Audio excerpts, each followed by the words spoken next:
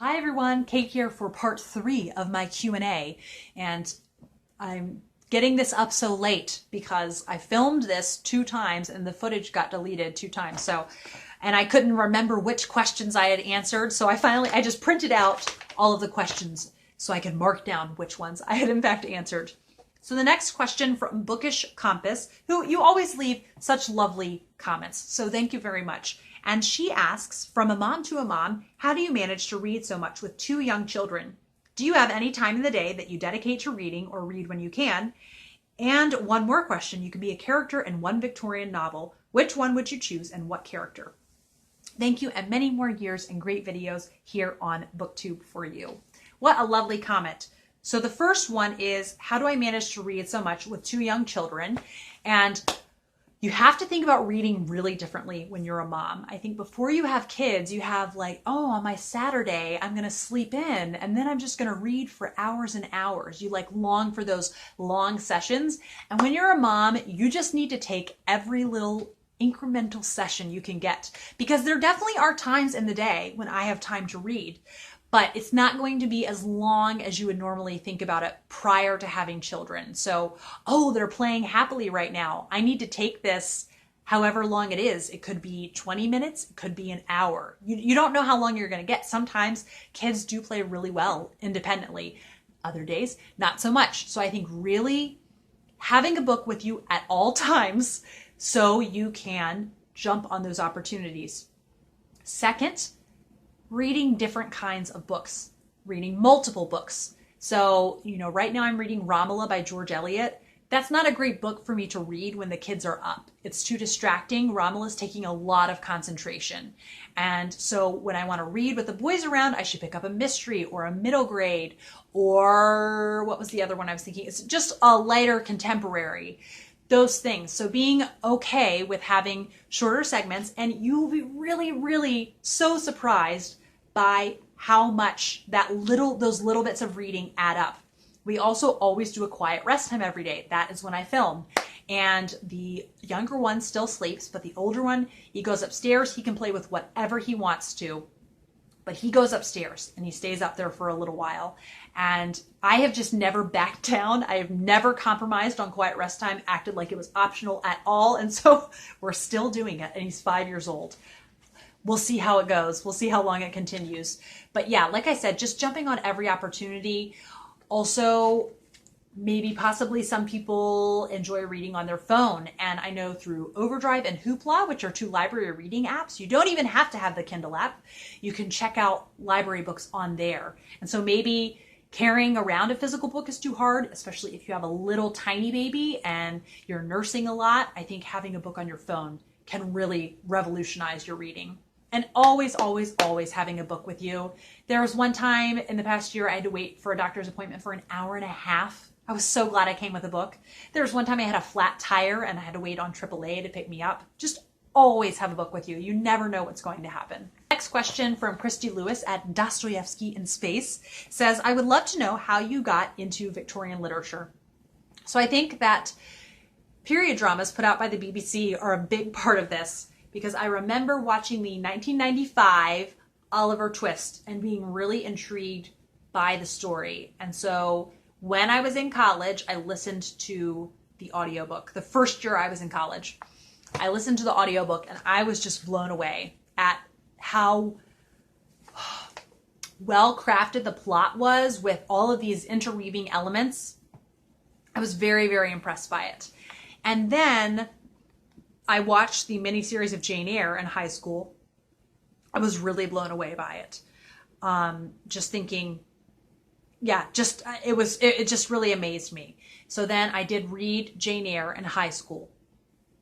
And then I think it was kind of a gradual thing. So Jane Eyre was first, then Oliver Twist, then A Christmas Carol, then Great Expectations. And I can't remember exactly. Oh, I know. Then I started to watch the Elizabeth Gaskell miniseries, and then I read Cranford, I read North and South, and Wives and Daughters. Wives and Daughters, as you all know, I talk about it so much ad nauseum. That was a big turning point for me where like, oh, this is fun. It's not just challenging, it's genuinely fun to me. And so I'd say with Victorian literature also, you just have to learn the dialect. It's like reading a different dialect. And the more you read, the easier it becomes. Wives and Daughters, genuinely now, it does not feel challenging. I remember it felt so hard to read the first time I read it. Middlemarch, so hard to read the first time I read it. Upon the reread, a lot easier. But there are genuinely more approachable Victorian novels, like Jane Eyre. And I think you just have to take it slow, be gentle on yourself, and the more you read, the easier it will become. Asks, what are your favorite modern classic books? What is your favorite tea? If you could choose one author to read, who would you read? Okay, my favorite modern classic books, I think, would be I Capture the Castle, Miss Pettigrew Lives for a Day, The Enchanted April, My Family and Other Animals, Someone at a Distance by Dorothy Whipple, Angela Thirkell's Barset Chronicles book, or Barsetshire series. What is it called? It's by Stella Gibbons, and it's her Cinderella retelling. Oh, I love that movie, that book. I'm going to put the cover right there because I'm sure as soon as I'm done filming, I will remember it. And I'm trying to think of any other modern classics because that's a genre that's a subcategory rather, that I really do enjoy. I don't think anything else is coming to mind just yet. So yeah, those are some that come to mind. And the Map and Lucia books by E.F. Benson, which if you watched my big 2020 TBR stack, the final 4 in that series, I really hope to get to this year.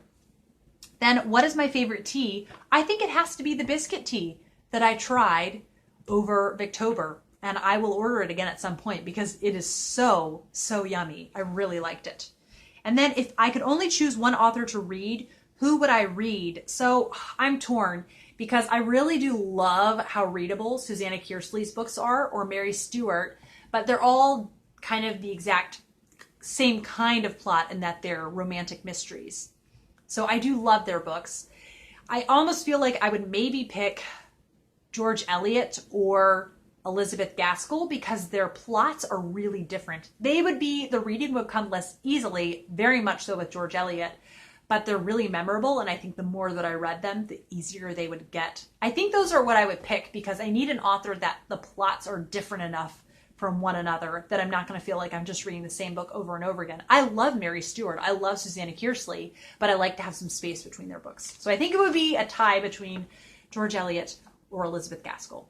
Alan Morton asks, which author do you own the most books of? So there are different Victorian authors that I love, and I own a fair number of their books, but it doesn't come anywhere close to Ruth Rendell, who is my favorite mystery author, who wrote my favorite mystery series, the Inspector Wexford Mysteries. And I think I own over 30 Ruth Rendell, just because there's over 20 in the series. And then I have some standalones that she's written as Ruth Rendell, and then standalones that she's written under the pseudonym of Barbara Vine. So those are two that she has all those books, so it really adds up. Then Karen Middleton says, how did you first learn to knit? And do you think it's possible to self-teach using YouTube videos? And then she says, how do you balance or bring in reading when I'm not feeling well? I turn to audiobooks, but I'm wondering if you have found any other good tricks and tips.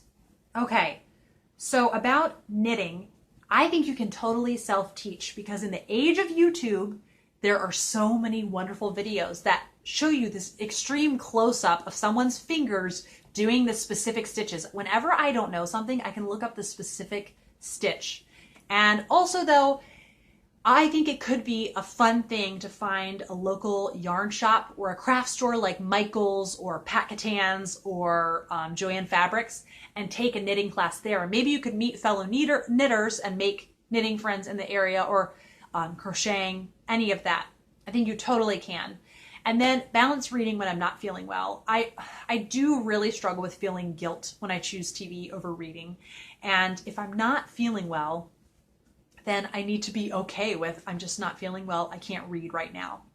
So I do struggle with the guilt. So I try to not do that, but I do agree. Audiobooks are just so wonderful when I'm not feeling well. And also, don't pick up something really heavy or sad when you're not feeling well. Allow yourself to do a light mystery or a middle grade book, and don't feel less than if you're reading something less heady. It's okay to have a ton of variety in reading, and read whatever you want. We're reading for leisure.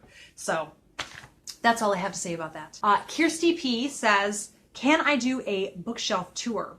And unfortunately, I think at this point I cannot do a bookshelf tour because, one, bad lighting in my bedroom and where all my books are, and two, my books are so crammed in the shelves. Like, I have books at the front of the shelves, and then I have stacks stacked behind the books, and I think it would just be such an ordeal. So maybe when we're living somewhere and I get more bookshelves, I would be happy to do a bookshelf tour at that point. It's not like I'm hiding my books. I just think right now, logistically, it would just be really, really tricky. So unfortunately, not at this time. And then Natalie from Curious Reader says she would love to know about my favorite picture books, new or old. And once I started thinking about it, I found so many, and I'm just going to do a whole separate video on my favorite picture books that I'm going to film right now after ending this video. So it will be coming your way. Thank you for so many lovely questions. It was so fun to see the variety in them, and do not worry, I am coming out with a whole video that I have already filmed, and I did not lose that footage, on the books that you all recommended to me, because there were some really, really intriguing titles there. I hope you are all having a wonderful day and are having some great reading, and I will be back for another video soon. Bye.